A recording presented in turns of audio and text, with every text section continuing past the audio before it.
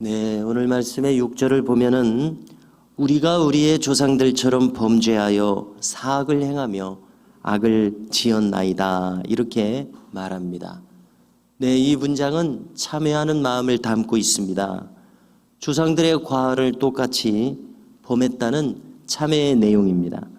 그러므로 이 대목을 두고서 성경학자들은 분석하기를 이 시편의 기록 시기가 바벨론 포로기 이후일 것이다 이렇게 산정합니다. 참으로 그름직한 분석이 아닐 수 없습니다. 만약에 사정이 이와 같다면 시인은 첫째, 깊은 이 공동체의 고난으로부터 하나님 경외하기를 더욱 절실히 배우게 된 사람입니다. 둘째로 시인은 고난 중에서 찬양하고 있습니다. 어쩌면 고난은 신앙에 있어서 순기능으로 작용하게 됨을 우리는 경험합니다. 즉 고난이 없었더라면 하나님을 찾지 않았을 그 사람이 고난을 당하게 됨으로 비로소 하나님을 진실되게 찾게 되기 때문에 그렇습니다. 어떤 아이가 평소에 엄마에게도 뻣뻣한 자세를 가지고 있었습니다. 종종 청소년기에 아이들이 이렇게 반항하는 마음을 가지기도 하지 않습니까? 자, 그런데 이 와중에 이 아이가 덜컥 심하게 아프게 되었습니다. 몸져 누울 정도로 또 병원 신세를 져야 할 정도로 아프게 되어서 침상에 눕게 되었을 때 몸이 고단하니까 그제서야 비로소 엄마를 찾더라는 겁니다. 엄마 하고 이렇게 아주 겸손한 사람이 되어서 엄마를 의지하는 그러한 마음이 변화가 되더라는 것입니다. 자, 우리 인간이 이러한 모습을 가지게 되는데요. 자, 이처럼 고난을 당함으로써 인간은 비로소 겸손하게 됩니다. 고난을 당함으로써 인간은 기도하게 되고, 고난을 당함으로써 마음이 낮아지게 되고, 고난을 당함으로써 비로소 하나님을 찾게 됨을 알 수 있습니다. 그러므로 만일 우리가 참 신앙을 가질 수 있게 되기 위해서는 고난만큼 하나님 편에서는 특효약이 없다고 할 수도 있을 것입니다. 우리가 이 시편 104편에서 이렇게 눈으로 살펴본다면요, 이제 이 시편들에서는 할렐루야라는 말이 사용되고 있습니다. 그래서 시편 끝편까지 이 말이 사용되고 있고 오직 시편에서만 찾아지는 말입니다. 이 할렐루야는 무슨 뜻입니까? 할렐은 히브리어에서 찬양한다는 말이고, 그래서 명령문이어서 찬양하라 이런 뜻이고, 루는 너희들은 이런 뜻입니다. 야는 여호와를 가리킵니다. 그러므로 무슨 뜻입니까? 너희는 하나님을 찬양하라, 여호와를 찬양하라, 이 뜻이 바로 할렐루야의 뜻입니다. 또 이 시편 106편도 할렐루야가 사용되고 있는데, 시편은 총 5권으로 또 나누어져 있습니다. 그 중에서 제4권의 제 마지막 시편이기도 합니다. 이런 점에서 볼 때에 이 할렐루야라는 찬송은 이 4권을 마무리하면서 특별히 이렇게 말한 것임을 알 수 있습니다. 즉 인간사의 결론은 할렐루야로서 결론이 내려져야 한다, 이러한 깊은 뜻이 여기 있다고 생각합니다. 너희는 하나님을 찬양하라.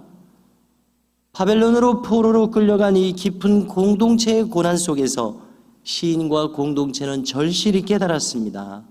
인간이 마땅히 할 바는, 그분의 백성들이 마땅히 할 바는 그 마음 진실한 곳에서부터 하나님을 찬양하고 경외하기를 배우는 바로 이것이다.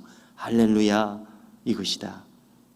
그리고 이렇게 진실된 찬양과 더불어 절실한 마음으로 참회하고 있습니다. 그러기에 이 3절처럼 시편은 인간은 3절처럼 사는 자가 되어야 한다, 이렇게 선포하고 있습니다. 다시 읽어드리면 정의를 지키는 자들, 그리고 항상 공의를 행하는 자는 복이 있도다. 자, 이스라엘은 멸망했습니다. 멸망당할 많은 이유들이 있지만은 모두가 다 근본적으로 하나님의 말씀에서 떠났기 때문입니다. 특별히 그 구체적인 이유 중 하나가 재판을 굽게 하는 일이었습니다. 재판은 무엇보다도 공정하고 정의롭게 이루어져야 하지 않습니까? 분명한 의로운 기준을 가지고 이루어져야 하는 이 재판이 정의롭지 않다면 분명 억울한 사람이 생길 수밖에 없습니다. 이 재판관은 고대에 왕 자신이 되거나 왕의 업무가 많지 않습니까? 그래서 왕이 임명한 사람들만이 재판관이 될 수 있습니다. 그들은 책임감을 가지고 자신의 일을 정의롭게 감당해야 하지 않습니까? 그러나 유대 사회는 왜곡되고 그릇된 재판, 불의한 재판, 즉 악인을 의인이라고 재판을 내리고 의인을 악인이라고 재판을 내린다면 이 얼마나 억울한 일이요 불의한 사회로 이끌어가는 일이 되겠습니까? 많은 억울한 사람을 내었고 그것이 사회를 어둡게 했습니다. 이 억울함을 신원하여 달라는 기도가 어찌 하나님께 드려지지 않을 수 있었겠습니까?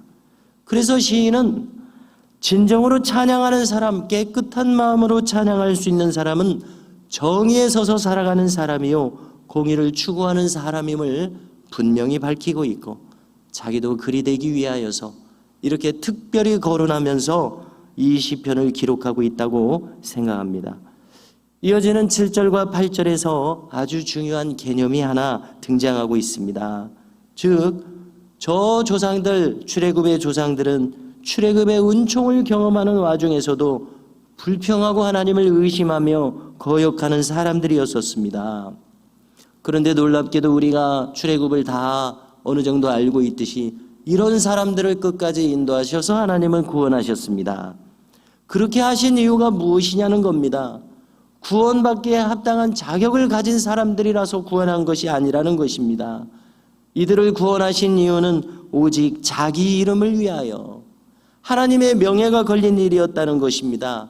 이스라엘 백성들을 구원하는 일은 하나님의 마음이 먼저 구원하고자 하는 마음이 있으셨습니다. 이들을 구원해야 내가 하나님됨이 온 세상에 드러나기 때문에 그렇습니다. 이것을 십자가의 의미로 한번 확대해서 생각해 보십시오. 왜 하나님은 아들을 그 생명을 거두기까지 하시면서 우리를 위하여 속죄의 길을 내셔야 했습니까?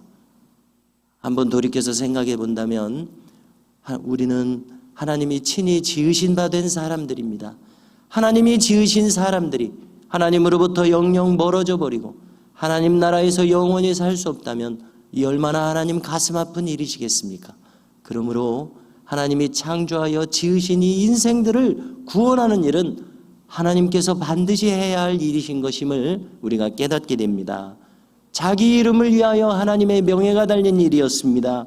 그래서 그의 백성들을 구원하시는 이러한 큰 하나님의 뜻이 이 속에 있었습니다.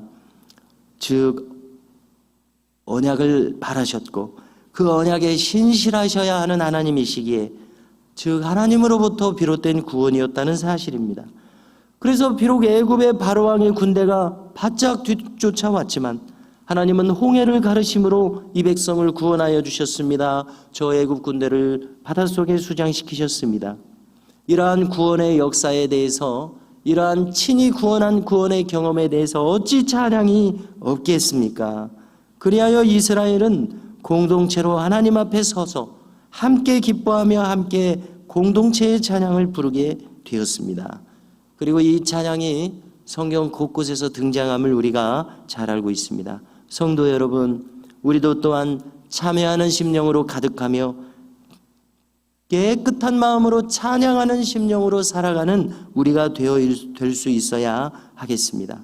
그렇게 할 수 있었던 것은 고난을 통해서 그리고 그분의 구원 역사를 몸소 경험함으로써입니다. 그래서 오늘도 우리를 사랑하시사 구원하여 주시는 언약에 신실하신 이 하나님을 우리가 경험하며 이 하루를 지낼 수 있기를 간절히 소망하게 됩니다.